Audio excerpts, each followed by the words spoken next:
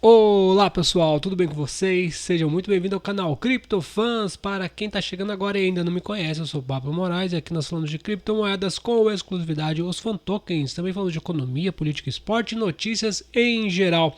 Agora são 1h em ponto no meu relógio, 23 de maio de 2023, uma terça-feira.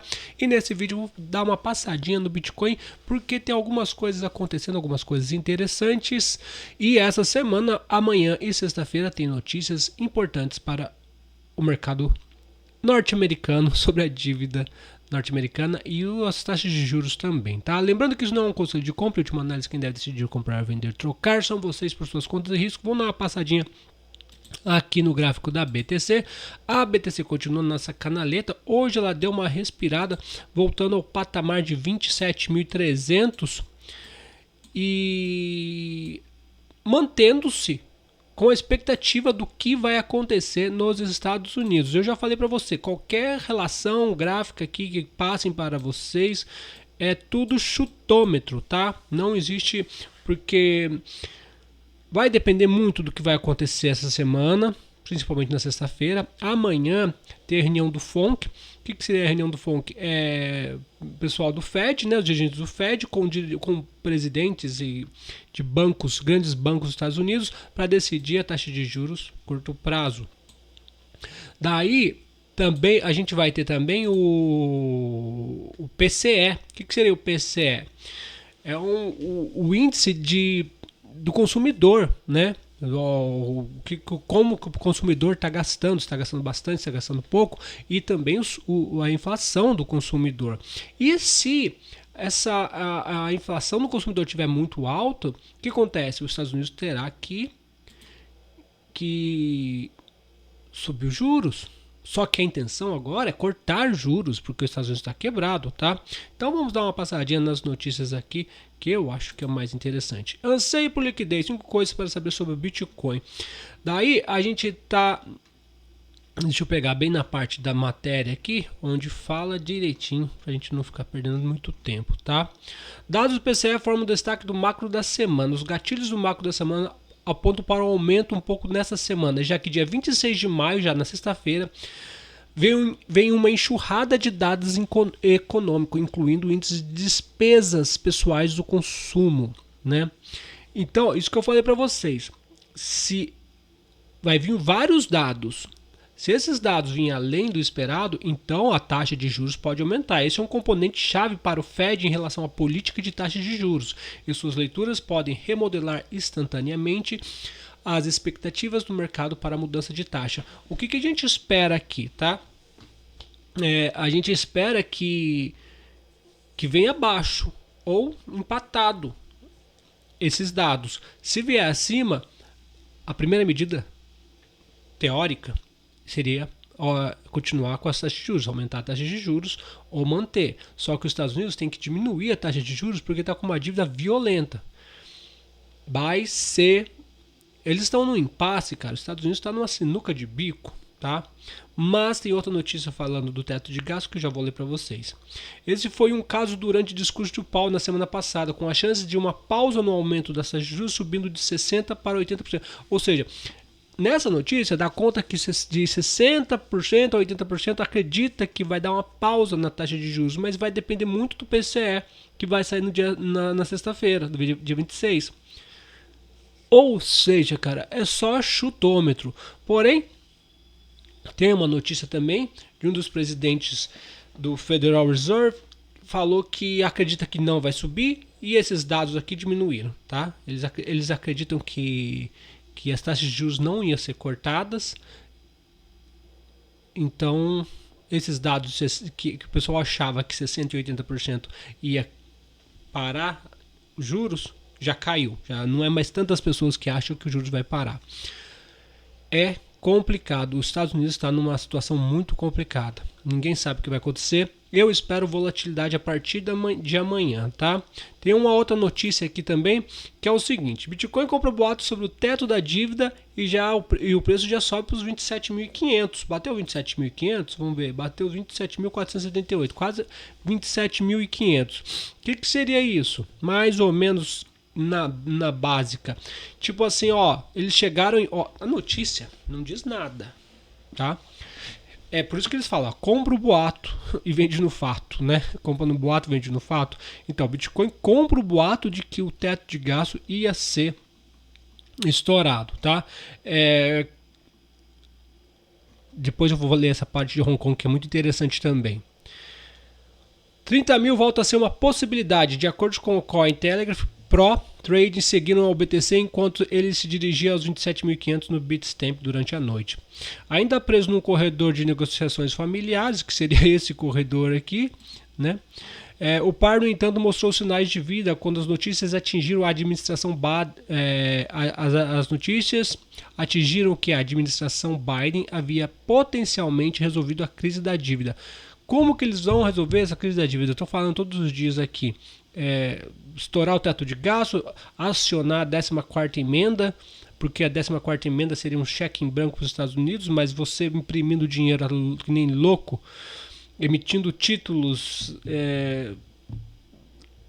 será um cheque em branco, prejudicaria todo mundo.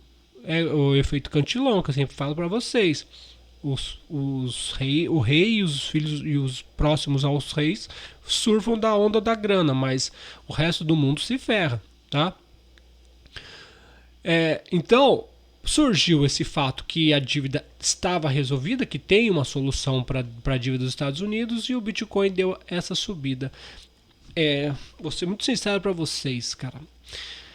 Toda vez que vai ter a fala do Fed, a fala do Jeremy Powell, alguma coisa, tipo assim, quarta-feira, sexta-feira, o mercado se precifica 1 ou 2 dias antes, tá?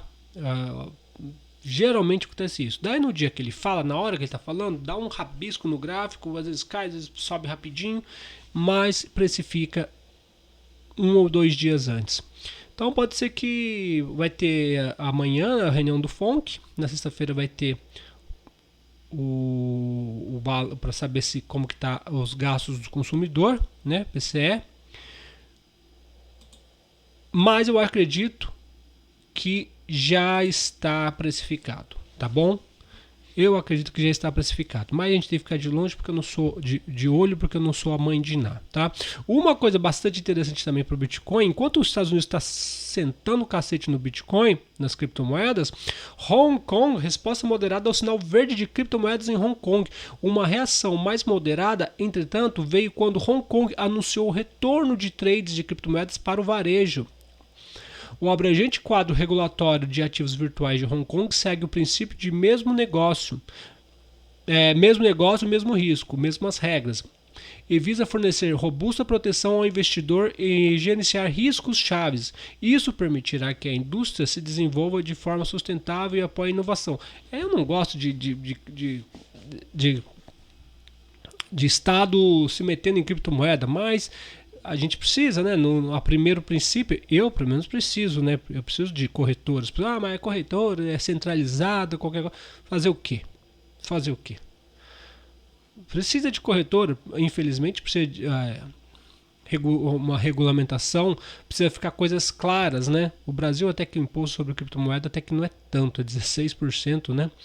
Mas, ou seja, enquanto o mundo está se abrindo para as criptomoedas, os democratas nos Estados Unidos estão tentando de qualquer forma, e por isso até não chegaram ao impasse, não chegaram a um acordo com os republicanos sobre essa dívida que tem nos Estados Unidos, o teto da dívida. Porque parece que os republicanos queriam alguma coisa flexibilizando mais as criptomoedas. E os democratas, né, Joe Biden, essas coisas, não querem essa. Eles falam que as criptomoedas prejudicam a economia. As criptomoedas faz as pessoas passarem fome. Olha a cabeça do Joe Biden. Joe Biden postou esses dias que as criptomoedas fazem as pessoas passarem fome. É um absurdo, cara, entendeu? Eu sempre falo, os democratas são os demoniocratas nos Estados Unidos, tá bom? O que eu espero pro mercado? Tomem cuidado amanhã, tomem cuidado sexta-feira. Eu tô alertando o pessoal do grupo de sinais, quem quiser participar do grupo de sinais, meu contato tá aí na descrição. Eu tô alertando o pessoal do grupo dos sinais que se vai entrar, entra leve. Põe umas ordens de pescaria, tá? O que é uma ordem de pescaria que eu falo? É modo de falar, né? Tipo assim, ó, se o Bitcoin não costuma dar uma agulhada tão absurda quanto são tokens, né? Mas, por exemplo, eu tô aqui numa Roma que tá altinha aqui, ó. Então eu vou fazer uma ordem de pescaria na Roma. Ela pode vir buscar aqui, ó, 2,71. Então você bateu 2,70, 68, 2,70, é a ordem de pescaria que ela vai te pegar e já vai te subir. Cadê? Vem. Então vamos supor que ela dá uma beliscada aqui embaixo e já sobe aqui, ó. Você já tá ganhando 9%, 10%, tá? Então, mas entra leve. Se proteja nesse momento. Quando o mercado realmente engatar, a gente vai ficar sabendo. Quando o mercado realmente engatar uma tendência de alta, a gente vai ficar sabendo, tá? E como que a gente vai ficar sabendo? Assim que sair essa decisão do teto de gastos dos Estados Unidos, a gente vai ter uma posição mais clara do que vai acontecer no mercado. No chutômetro, se estourar o teto da dívida, o Bitcoin sobe. Se não pagar a dívida, se der o calote, o Bitcoin a primeiro momento cai. Acredito eu que vai cair até aqui, ó. O meu ponto de vista, tá? Vai cair até aqui, ó, 22.800, 23. Então, se der o calote, eu acho que corre risco de cair até aqui. Tem mais também, cara. Não dá pra saber, né? Vai depender o quê? Se cair até aqui, como que o mercado vai estar reagindo depois? Porque não vai só o Bitcoin cair. Vai cair tudo. Eles não podem deixar o mundo falir. Tá numa situação, meus amigos. Estamos numa situação. Cair até os 16? Pode, por isso que eu falo. Tem que ir fracionando. Primeiro momento, mas depois sobe tudo de novo. E depois sobe rasgando para 100 mil dólares. 200, eu já falei. Minha perspectiva para o ano que vem é 230, 250 mil dólares, tá? Mas temos que chegar vivo até lá. Ok? Curta, se inscreva, compartilhe. Daqui a pouco eu vou fazer fan tokens. Tchau, tchau.